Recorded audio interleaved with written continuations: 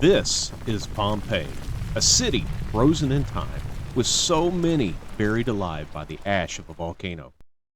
In 79 AD, Mount Vesuvius blew its top and covered the city in ash and soot. There are still tragic reminders left behind from so many of the people and their last days there.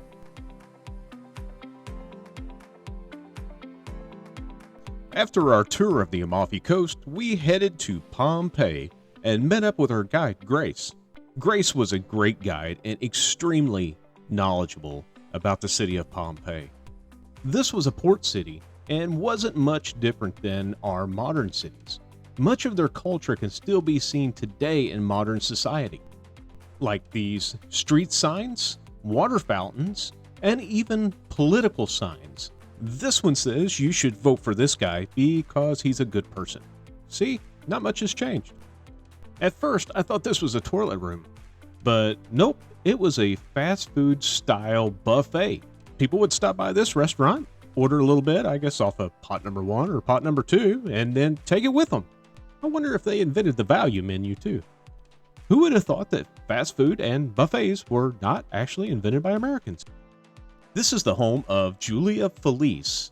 She became one of the most wealthy business people in Pompeii.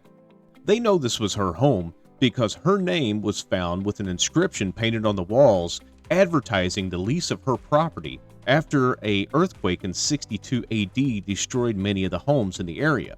She also began renting out rooms. I guess in theory, she was also the founder of the modern-day Vrbo and Airbnb.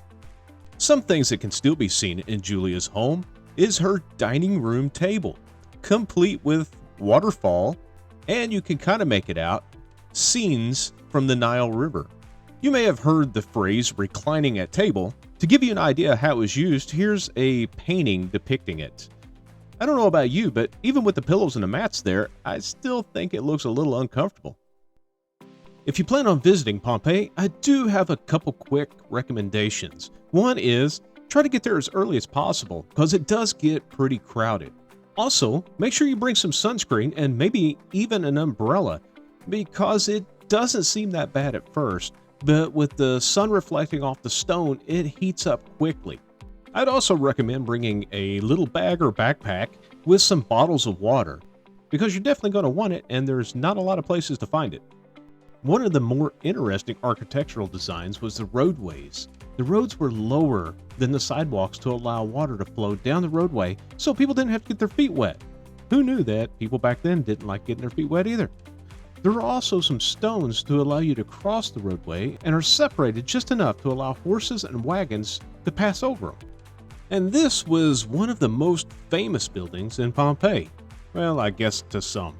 This is the Brothel. And it has lots of not so PG drawings on the walls. I didn't want to get a real up and close, but I'm sure you can probably make out what a few of them are trying to say. What do you think of these rent by the hour rooms? I don't think those beds would be too comfy. If you're into other forms of entertainment, maybe you could catch a show over at the amphitheater. Pompeii had about 20,000 residents, and this amphitheater was built to hold about 20,000 people. They even had assigned seats. Well, kind of. The more wealthy and prominent people sat in the lower section, and this, as you can see, was divided by a small wall.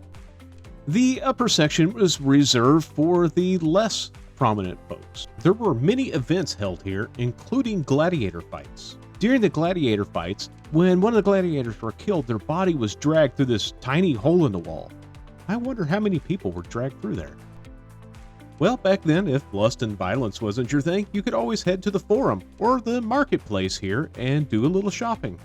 And while you're wandering around doing a little shopping, you can take in the scenery of Mount Vesuvius in the background, which was eventually to doom everyone to death.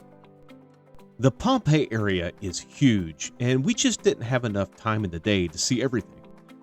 We did get to see some of the most famous bodies in Pompeii.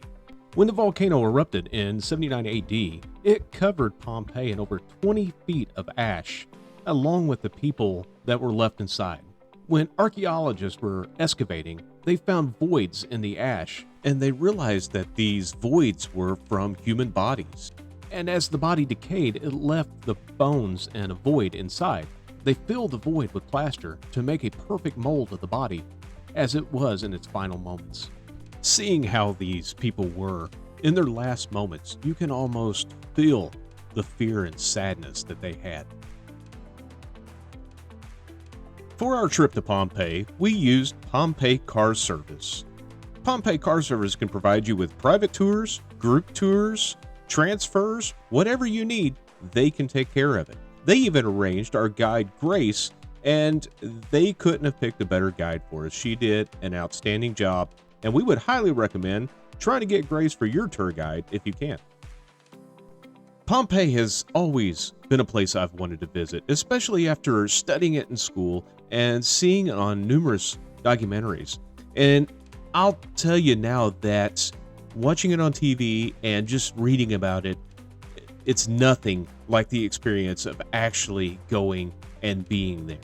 This is a historical site that will leave you in awe.